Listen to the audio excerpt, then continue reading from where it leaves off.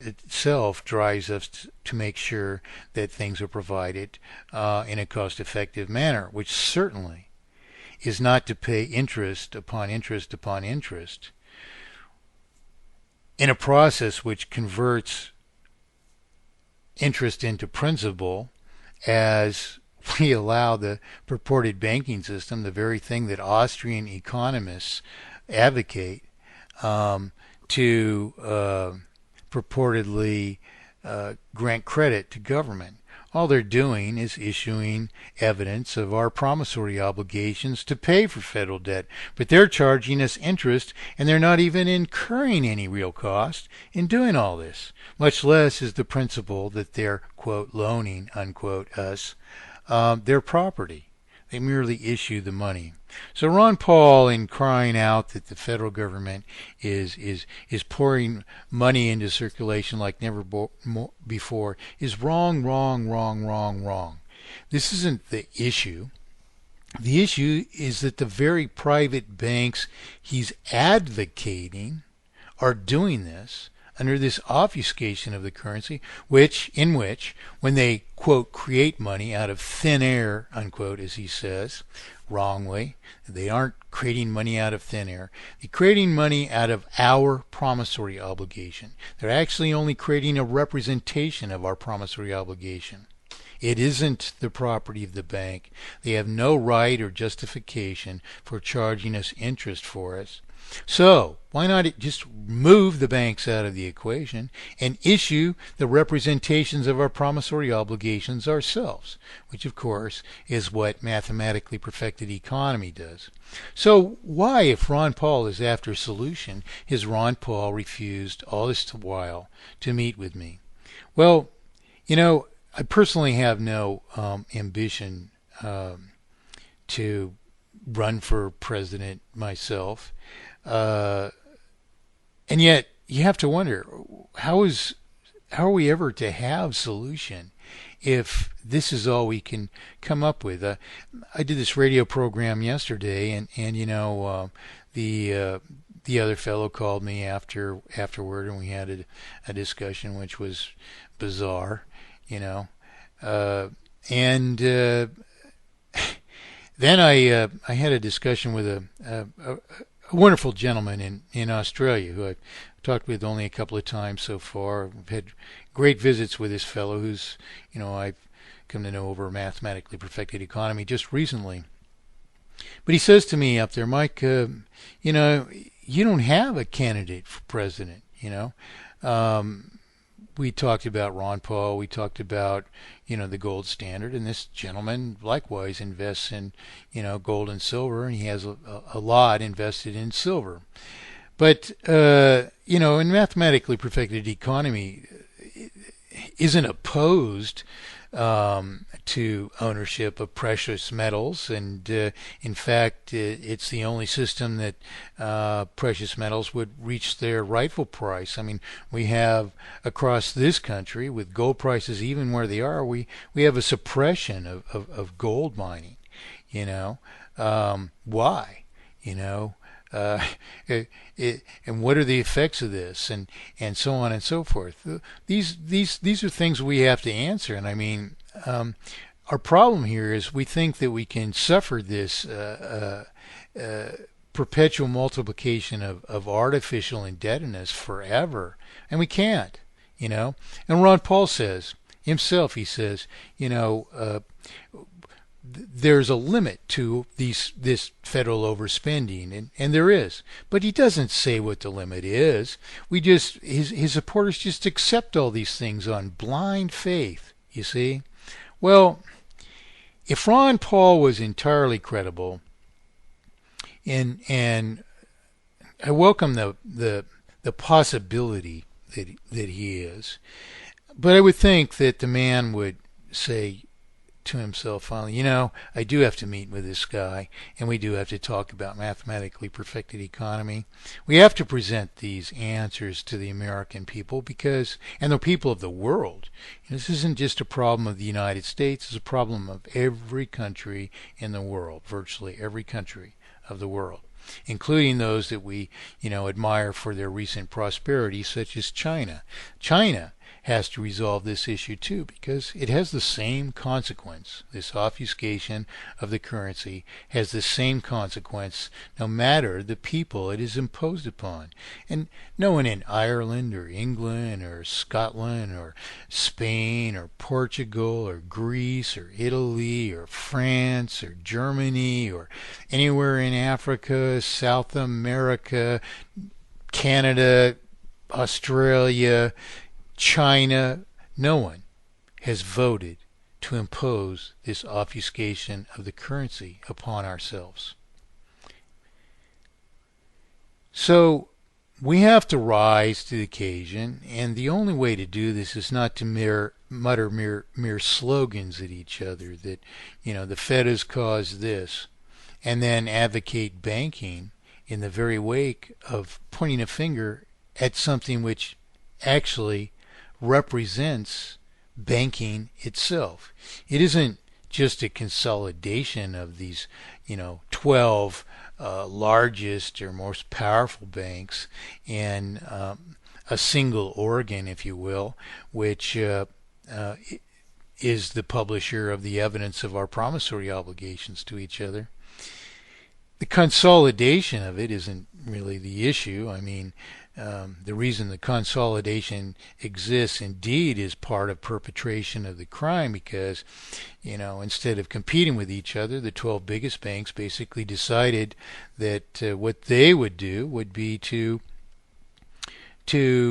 quit competing and to join forces and to subvert government and to deny us representation ever afterward, not only by imposing this obfuscation of the currency upon us, but by necessarily subverting representation ever afterward. And there in itself you have in a nutshell the world's problems. They relate to this obfuscation of the currency. But Ron Paul isn't decrying this obfuscation of the currency. He's even advocated that elevated rates of interest would have discouraged us somehow from borrowing too excessively, would have discouraged us from a circulation which precipitated in these bubbles. But that isn't the truth at all. First of all, to maintain a vital circulation under higher rates of interest means that you have to borrow more interest back into circulation as new debt. Therefore, you increase the sum of falsified indebtedness to the banking system at an even higher rate, and therefore you escalate or expedite your failure, the inevitable failure of the system. So, unless Ron Paul actually advocates a resolution of this obfuscation of the currency, he can't possibly help us.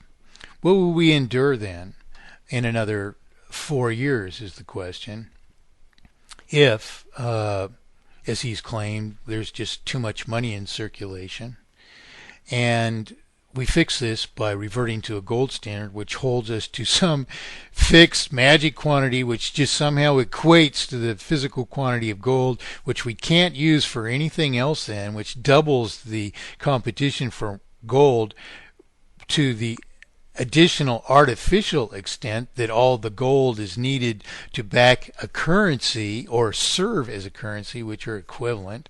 You just have so many improprieties here. It's amazing that that anyone would have the gall, basically, to advocate these things in front of a prospectively free, intelligent world, calling it freedom. Well, shoot, to have a freedom from the Federal Reserve System is not to retain banking. What are you going to have?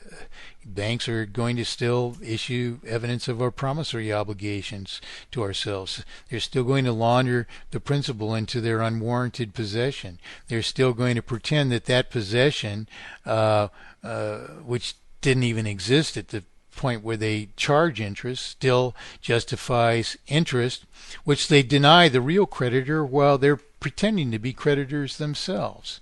And they don't give interest to the person who gives up the $100,000 home with a 100-year lifespan to the newlywed couple.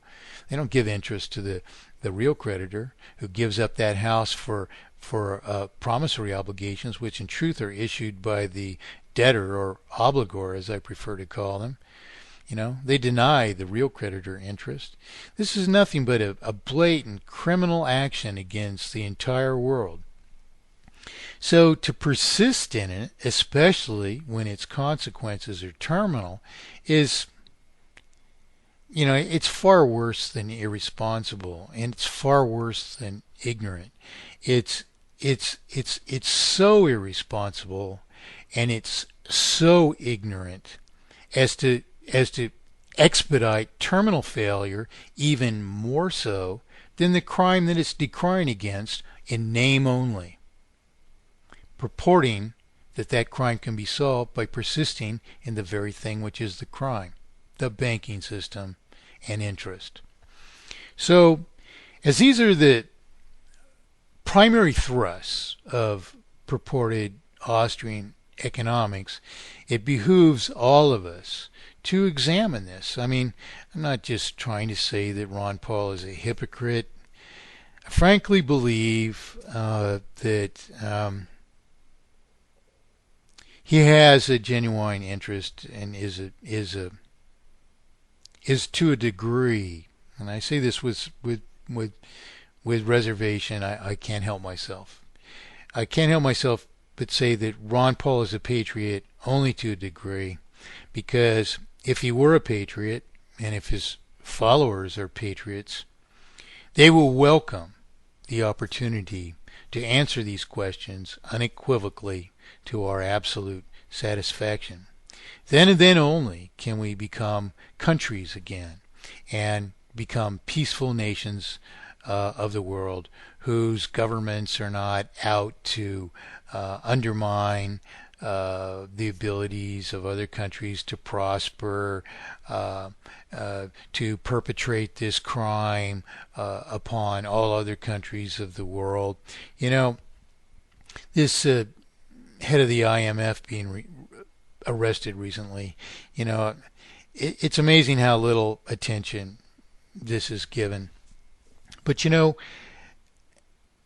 it's so important to realize that this is what you should figure would happen if at the top levels of this purported industry that we call banking, the only mindset which can persist in the very job itself is in fact to rape the world. And the first few words, in fact, that I had with Jack Schott about this, Jack said, he should have been put in jail for raping the world, but this is a fact.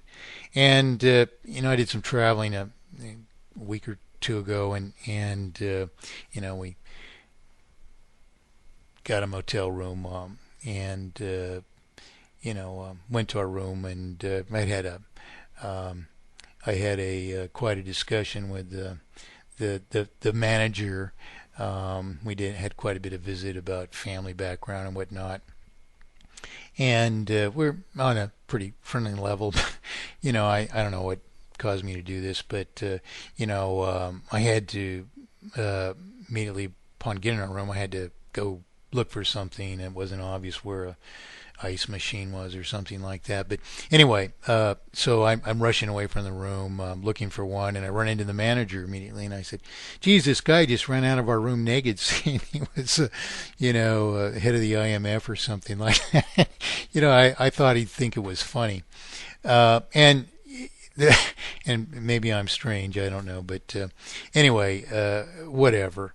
The thing is, the guy had no idea what I could possibly be talking about.